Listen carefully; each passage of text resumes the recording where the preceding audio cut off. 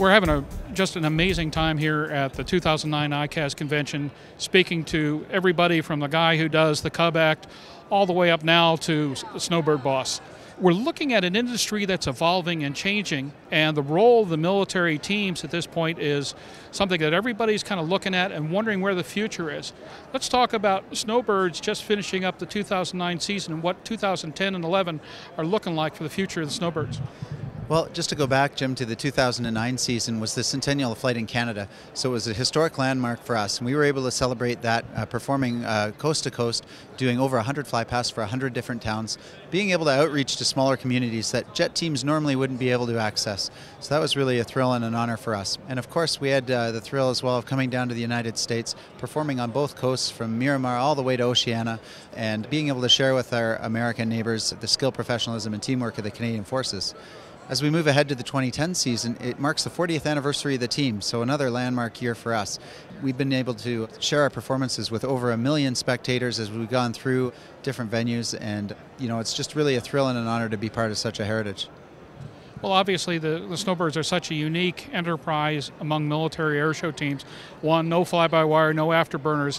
It's sheer pilotage and an airplane with just outstanding handling qualities. How do you prep a Snowbird in this day and age to be able to take on these tasks and produce a performance that is letter perfect every time I've seen it? You're absolutely right. The Tudor is basically a training aircraft, so the aircraft itself is very forgiving. No, it doesn't have the raw power of maybe a frontline fighter, but aesthetically it's got fantastic lines. Formation flying is really based on visual acuity and how you want to position the aircraft. The Tudor lends itself perfectly to that. As far as how we train somebody to get to that position, it takes a lot of time and effort. We're looking for the most experienced, best formation pilots that we can find across the Canadian Forces. We go through a rigorous selection process, doing a flying tryout. It's one of the very few positions where people actually try out against each other for one of those coveted spots. We prefer to refer to ourselves as more of an aerial ballet.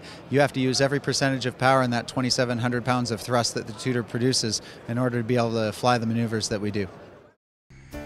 Cirrus Design's Vision SJ50 single-engine personal jet offers exceptional fuel efficiency, flexible seating for up to 7, advanced avionics, and all the Cirrus safety features you expect, including the Cirrus airframe parachute system.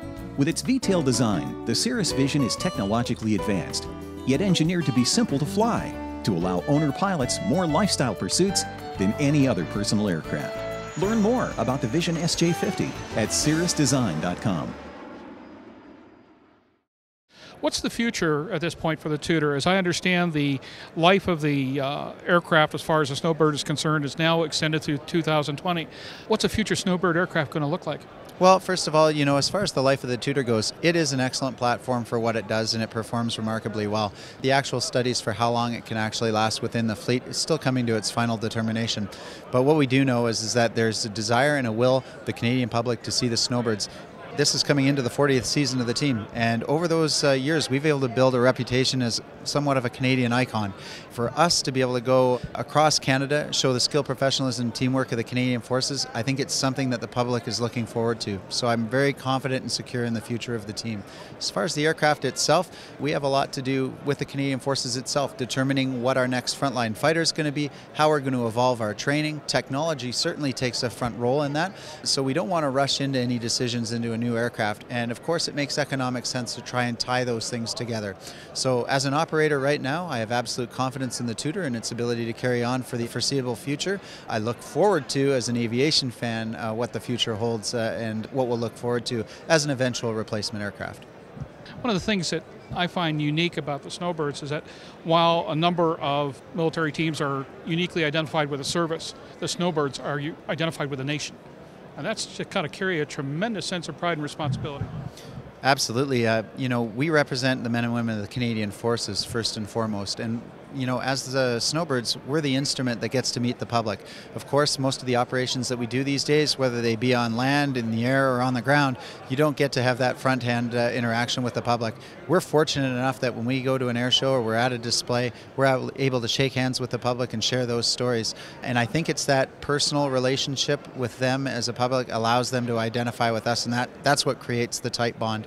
I know as a kid growing up and watching air shows, seeing the maneuvers themselves certainly triggered triggers the imagination. But what you remember most is when you go to the autograph line, you get to shake the hand, have the pilot and the maintainer sign your pamphlet. Those are things that you treasure for years to come. You don't necessarily remember every maneuver, but you certainly remember that moment where you got to take your picture with the pilot and the maintainer. If you own a Cirrus today, or if you are considering the purchase of a new or used aircraft, consider this. Avidyne, in conjunction with the country's leading Cirrus sales and maintenance facilities, has launched the G3R9 program that combines the purchase of a late-model, low-time Cirrus aircraft and the addition of the Avidyne Integra Release 9 avionics suite for much less than you may have thought, and certainly much less than purchasing a brand new aircraft. G3R9, combining the best airframe, best engine, and best avionics for the best value. For any aviator who's looking at the pinnacle of a career, the things that they get to do, certainly taking command of the Snowbirds has to be one of those things that you can aspire to but never quite believe that you're actually going to get to. How do you feel now, having reached this particular pinnacle? What does that feel like to you, and what do you bring to the game? First of all, I'm extremely proud to be able to represent my country in this kind of way. You know, it's the equivalent of making a national team or being able to go to the Olympics. To me, it is the pinnacle of my aviation career. I've been in the forces for 21 years, been able to see some different experiences, both as a long-range patrol pilot and as an instructor that has a very broad base of experiences to bring to the team. But when I leave here, what I want to be able to carry is the message of what the Snowbirds is about, what the forces are about to the public. So although my time on the team will be limited, those messages I'll continue to carry for the rest of my life. To the young man or woman who's out there studying hard and getting ready to make a life for themselves and looks at the Snowbirds as something that they could see happening in their lives, what 3 skills would you recommend that they work on in order to make a solid attempt at someday joining the Snowbirds? First of all, you have to be able to believe that you can attain your dreams and to never actually give up. I think that will and determination right there alone can power you in the direction where you want to go, regardless of what your overall aim is. Certainly getting an education, moving forward, and doing the best at whatever task you choose to do at the time. That search for perfection, that drive, that'd be another quality that'll gain you success. You know, and I won't lie, you got to be in the right place at the right time, but you can always set yourself up for the future. So if the end result would be is you want to be a Canadian Forces pilot, a Snowbird pilot, or whatever it happens to be in life, you have to have a vision in the future on where you want to go and believe in it, and don't be deterred. Any special moments, anything stands out in representing your nation with the Snowbirds? Anything that is a pinnacle experience in particular, any particular show, maneuver, or airplane? There are so many. Things stand out from maybe my first show as a wingman back in 2002 to when I was actually given the news that I made the team. And frankly, when I was picked as team lead, those things stand out. But probably the thing that triggers me the most is experiences in Canada Day and Parliament Hill on July 1st. Knowing that you're part of that celebration of your country, it's a very emotional experience. I can't think of anything that's tugged at my heartstrings more than that.